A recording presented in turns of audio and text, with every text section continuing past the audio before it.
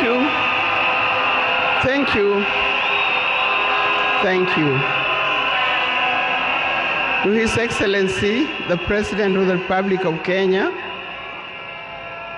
His Excellency William Samoei Ruto, and Her Excellency Lady Rachel Ruto, the former President, President Uhuru Kenyatta,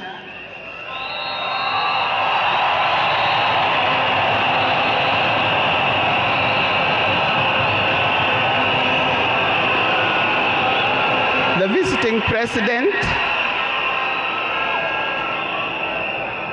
visiting President past and present, the Deputy Presidents, all distinguished guests, ladies and gentlemen, and watu wetu wa Kenya kwa jumla, hamjambo. Today is a very unique day.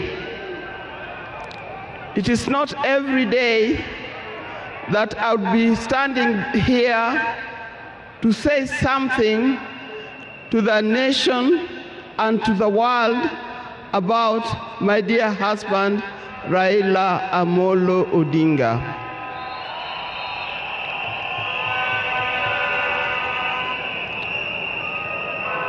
For those who don't know me, I've got a very long name.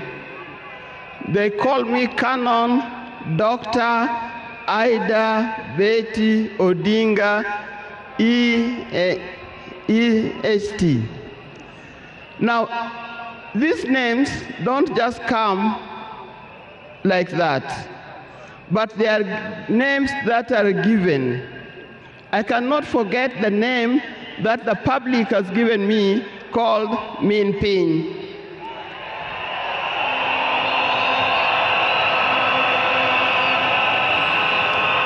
That name is a very heavy name because it is a name that puts a lot of responsibility to the owner of that name. I'm also gotten the name of Peace Ambassador. And for that reason, even before I say something else, I'd like to say something about peace. One thing that I know that Raila stood for, and he keep on repeating, is that we need peace in our nation, we need peace in our homes. And peace will not survive in a situation, in a chaotic situation. For that reason, I appeal, today I appeal, let us mourn Raila in peace. I know you are all concerned. I know you are all mourning. You are sad about this, but let's keep peace so that the peace can prevail, not only here in the stadium, but also in the rest of the country. Coming to talk about my dear husband, Raila Amolo Odinga. I first met Raila way back in the early 70s, and we got married in 1973. For that reason, I've lived with this man for 52 years. Many of the people that I see or who are in this stadium could have easily be our children. No wonder you call him Baba. That name did not come from nowhere, but came from the experience and the life that he has lived with and relationship that he has had with some of these people. During our union, we were blessed by 4 children. First, the first child was called Fidel Castro Odhiambo Odinga. When Fidel was born, I was a bit hesitant the way he gives the name. I said, why do you call him Fidel?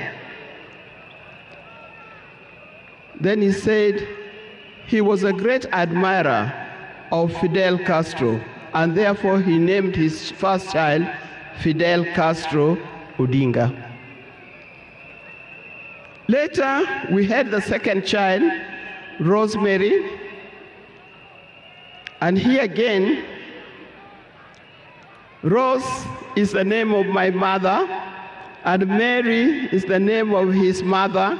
We combined the two names together, and we call the child Rosemary. It also has a meaning to us. When it came to the third one,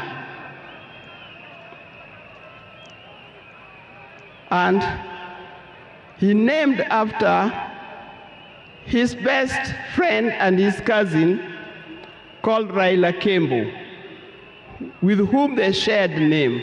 So we ended up with Raila Odinga. Last, there was a big gap, and I'll explain to you. Last came the fourth child. The fourth child, when I went to the hospital, and you know those mothers, you end up somewhere in labor ward. And I was watching the television. And on the television, that's the time when Nelson Mandela had come out of prison. It was he's been there for 27 years. Raila also had been in prison, but that's not why we named her Winnie. And I was watching the television, I could see Nelson Mandela and Winnie Mandela holding hands as Mandela walked out of the gates of the prison. By then, I didn't know what kind of child I was going to get. But then I said, if it's a boy, we'll name him Wilson Mandela. But if it's a girl, will be Winnie Mandela. And therefore, Winnie Mandela arrived. And that's the fourth child. I see when you look at this naming of the children, I know these days you can name your child anything that you want. But I'll appeal to those who are still having babies. Give your child a meaningful name. Because you name them people you never saw, you never heard of, simply because it saw the name written somewhere. There's nothing wrong with giving our children the names of the people who in our lives we think are the heroes. Our life was not smooth life. Just like any other family, there's been ups and downs. But as we continue living together, we've learned how to cope, because we all have weaknesses and strengths. We learned to talk straight to one another. We learned to speak the truth, and we learned to forgive and move on. Now, that forgiving spirit was not only in the home, but is something that has spread to the Kenyan. You've seen how many times he has tried in the elections, but that forgiveness is paramount. So please don't carry grudges from one generation to another and from one group to another. We are all Kenyans. We are all Kenyans. We are sisters and brothers. We must learn to forgive easily and build together Kenya.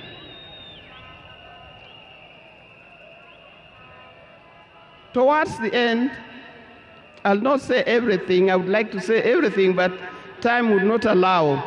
And a span of 52 years is not a short time.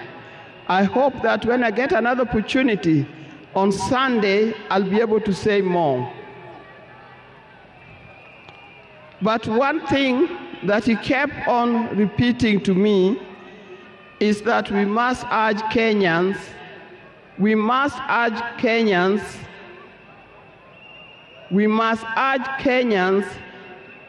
to live in peace.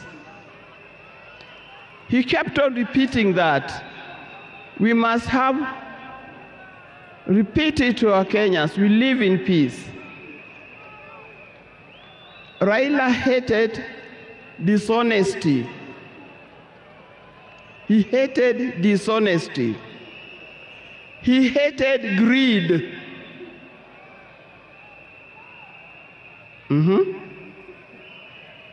The greed that have affected the main fabric of our society. The greed that leads to stealing from the public coffers. The greed that leads to corruptions. That's the kind of thing that Raila would not have liked to see. So, you people, you Kenyans, I'll tell you more. But I thank you, those who have come and those who are watching us from other places. I thank you for standing with this family. I thank you for being here for us. And I thank you for helping us to mourn Raila. May his soul lie in eternal peace. And for the people of Kenya, I wish you well, thank you, and may God bless you. Thank you.